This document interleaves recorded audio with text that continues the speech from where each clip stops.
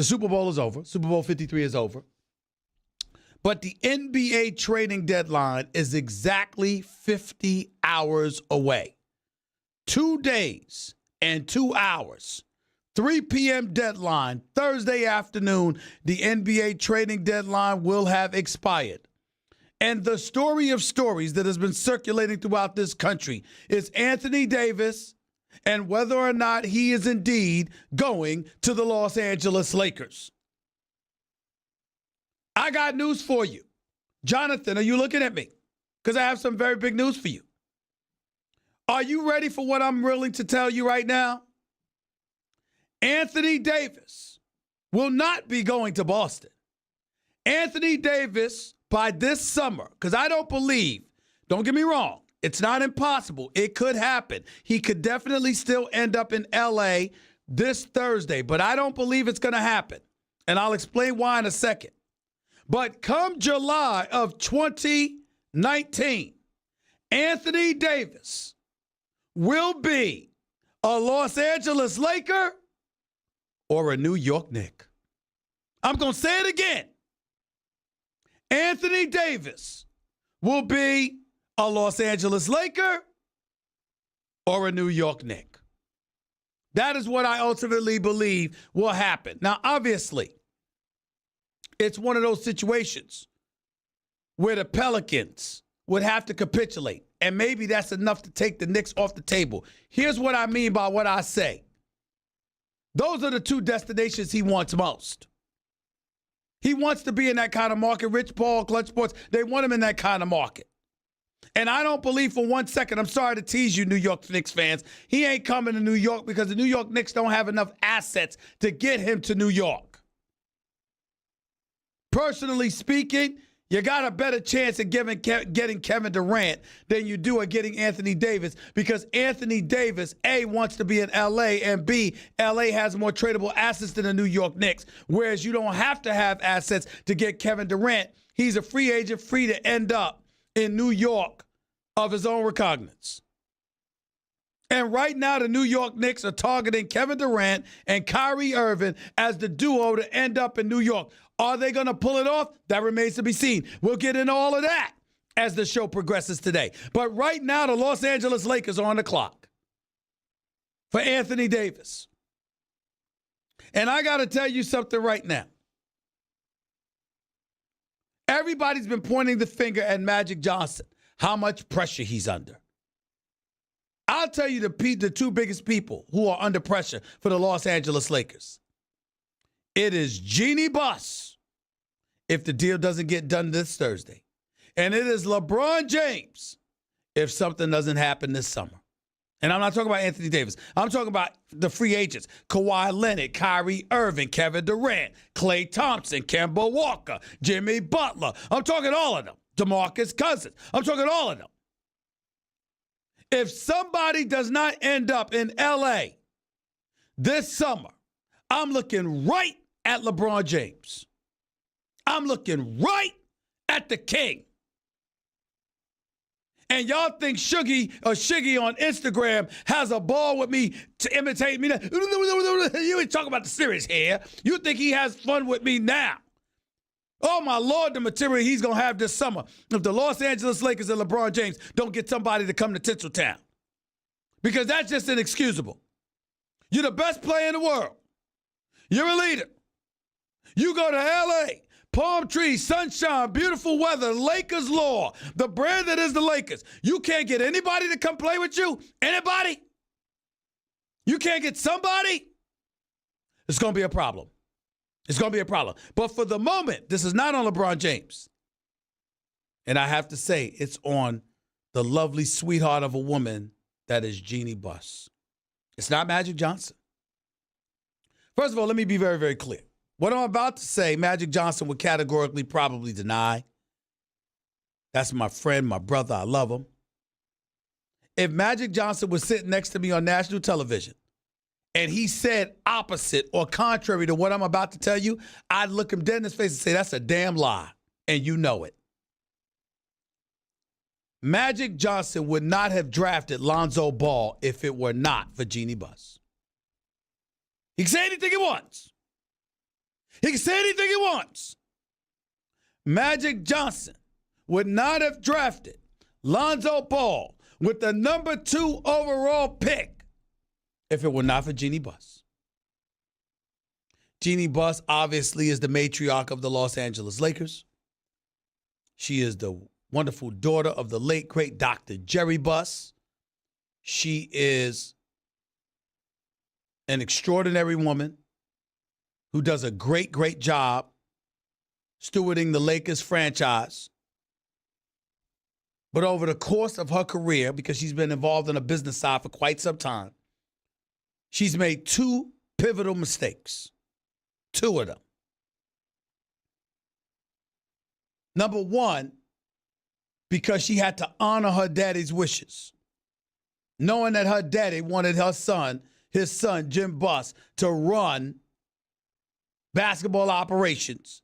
She capitulated to the wishes of her daddy, which is obviously forgivable because that's her daddy, and she loved him so.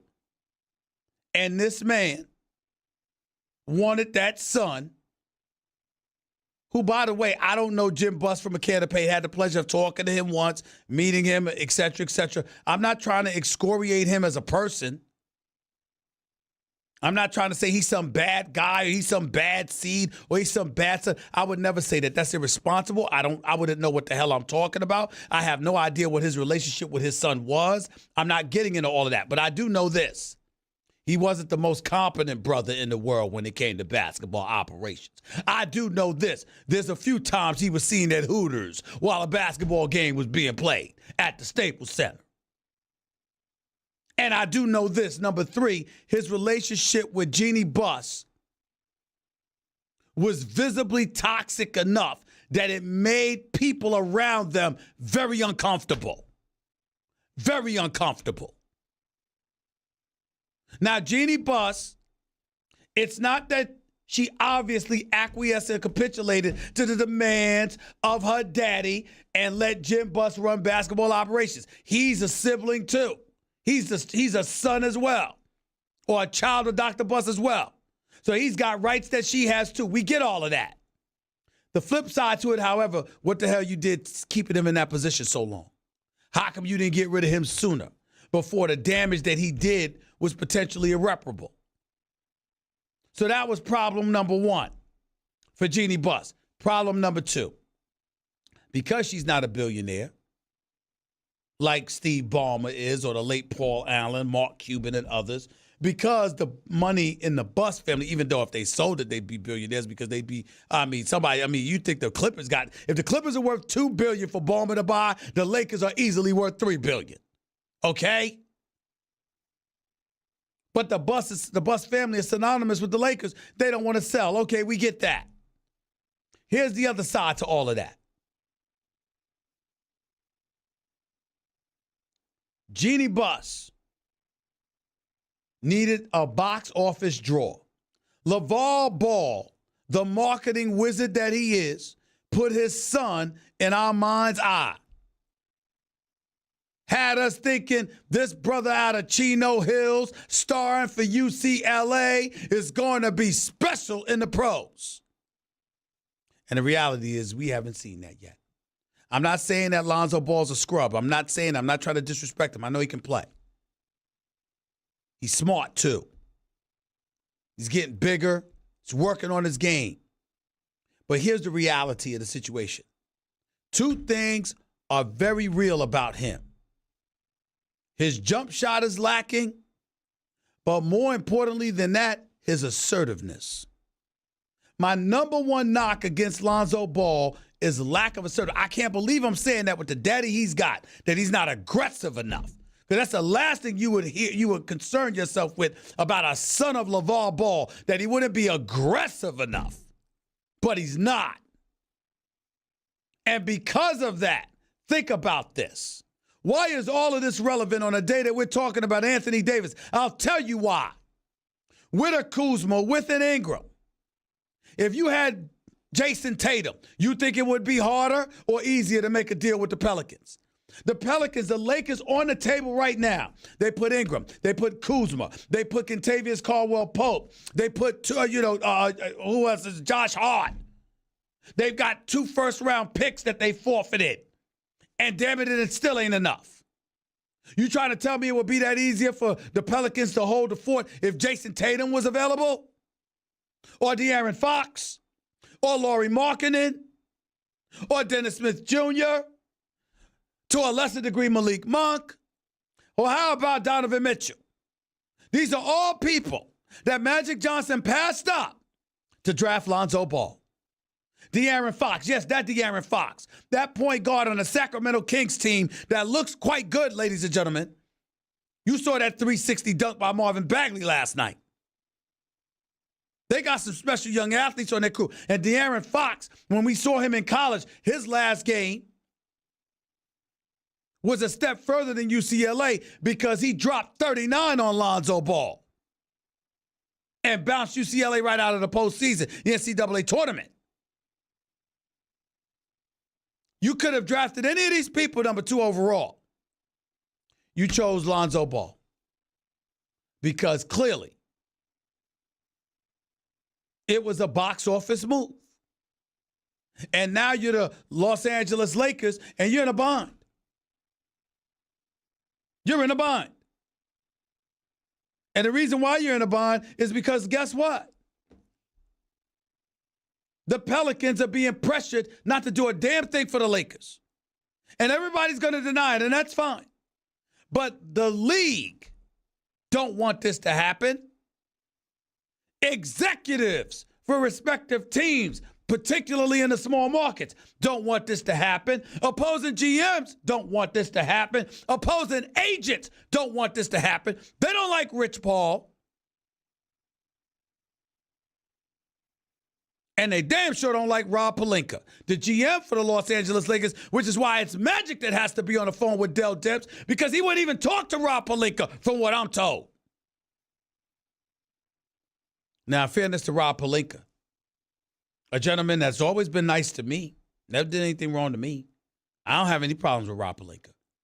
And I'm going to lean on what Kobe says in terms of him being that basketball savant, somebody that played with the Fab Five. He was their teammate.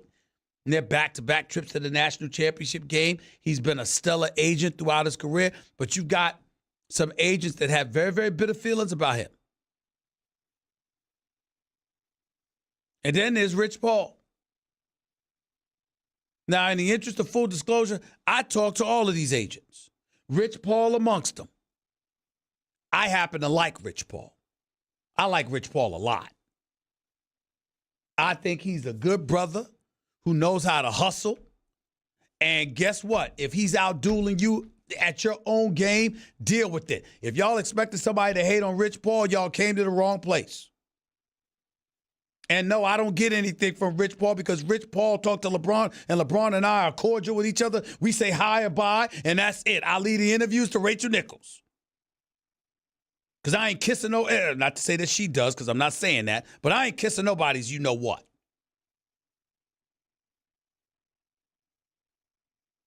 So LeBron and I don't have that kind of relationship, and that is fine with me.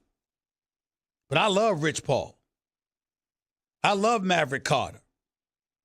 I love Randy Mills. I love his whole crew of guys. I love them because guess what? They on their grind. They're doing their own things. And they're good, real brothers that's making an honest living and representing him very, very well. And they're ultra protective of him as they should be. They're good people who don't deserve, by the way, to be criticized as much as they're criticized. But if you're Rich Paul, because I don't know anybody who has a negative word to say about Maverick Carter. I mean, my God. You see him, he starts smiling. He smile at a cockroach, for crying out loud. He's always got the smile on his face. As friendly as you want to be. Rich Paul, not so much. When you talk about Rich, he's proven to be a hell of an agent that tries to make things happen. And he's trying to get Anthony Davis to L.A. And clearly this was in the works since last summer.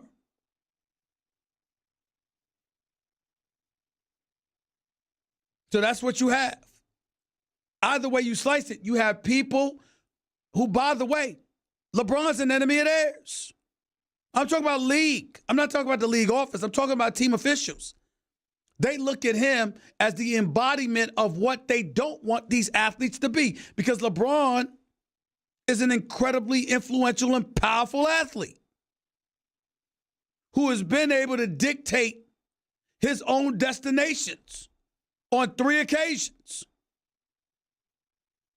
that can snub the money, that can shove aside whatever influence you think you got, that can look somebody like Pat Riley in the face and say, bye, Felicia.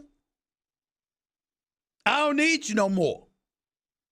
I did this. I'm doing this. I gave you 4 years. Like I said, I don't mess with LeBron, but we ain't enemies. He's a good dude. Incredible role model. And a champion. But he wields a level of power and is very public and flagrant about it to such a degree that makes the status quo uncomfortable. Not with him, but with others destined to follow to try to do the things that he has done. And they're not having it. When you hear people talk about how Anthony Davis ain't nowhere in hell he gonna end up in L.A. before Thursday, they're saying stuff like, you cannot allow LeBron James to get away with this. Those are the words they're using. That's not me. Those are the words they're using. You cannot allow LeBron James. He's a player, right? They don't view him that way. They hear Clutch Sports with Rich Paul, they're thinking he's running it. That's what they're thinking. They think he's behind everything.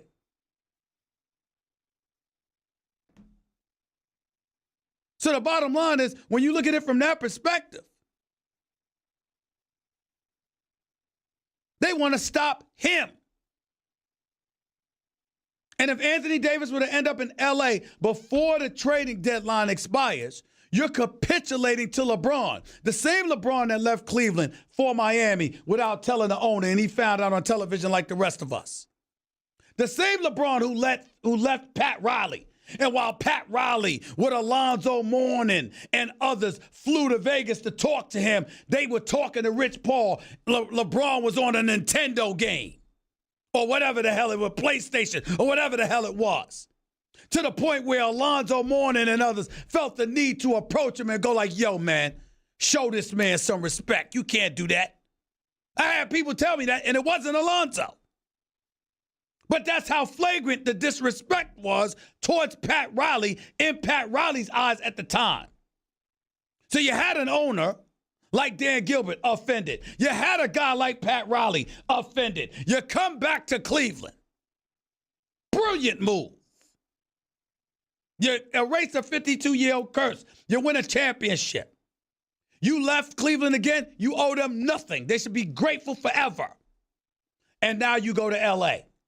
And in the meantime, along the way, you've proven to be a savant as a basketball mind, brilliant at business, and literally bringing guys along and teaching them how to be just as brilliant as you are and how to buck the system. All things to be appreciated, all things to be admired, all things to look at LeBron James and say, damn, what a great role model. Particularly being African-American, considering the plight and the challenges to educate and to reach back and extend yourself the way that you do. What a special man. But then you got bold, and you got your own show on HBO, and you advertised who you are and who you wanted to be even more. Remember when he went at Nick Saban, acting like his show, The Shop, was the first time something like that had been done and somebody was stealing your idea? Nick Saban of all, that's the person you want to get in a fight with. And then after that, you start talking about owners in the NFL and accusing them of having a, quote, plantation mentality. Well, now you publicized your agenda even more so. So now you're scared the living hell out of everybody. And to capitulate to LeBron James is to send the league in a backward direction in their eyes. I, Stephen A. Smith, am not saying this to you. I am telling you what has been told to me has the motivation and the incentive behind the attitude that states, no way in hell do you give in to what the Lakers and LeBron James wants.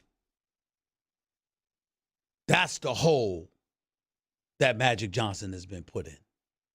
And I'm not saying he can't dig himself out of it because he's Irvin Magic Johnson. I'm saying, ladies and gentlemen, it's a hell of a lot to ask for him to pull it off before this Thursday. But it ain't finished yet. Who knows? He might do it. 888-SAY-ESPN. It's 888-729-3776. That was Straight Talk Wireless, nationwide coverage on America's largest and most dependable 4G LTE networks. We'll continue talking about this stuff. I'll get into the Knicks angle in all of this as well. I'm also going to mention the Dallas Mavericks and what they get out of this deal for Porzingis as well, because that needs to be noted also. Kobe Bryant on James Harden, Kobe Bryant on Anthony Davis. All of that and then some is coming up as the show progresses today. So don't touch that dial. Stick around. You're listening live. Also, I got to get into Bryce Harper. Bryce Harper and whether or not he's going to be a Yankee. Machado, whether or not he's going to be a Yankee. Who the hell's going to be a Yankee? You got over 100 free agents out there. Spring training is about to start in a week. I get into all of that. So all of that stuff I'm going to get into. Plus Carson Wentz and the Philadelphia Eagles. Would you keep Carson Wentz or would you keep Nick Foles? Which quarterback do you think the Eagles should go into next year and the future with?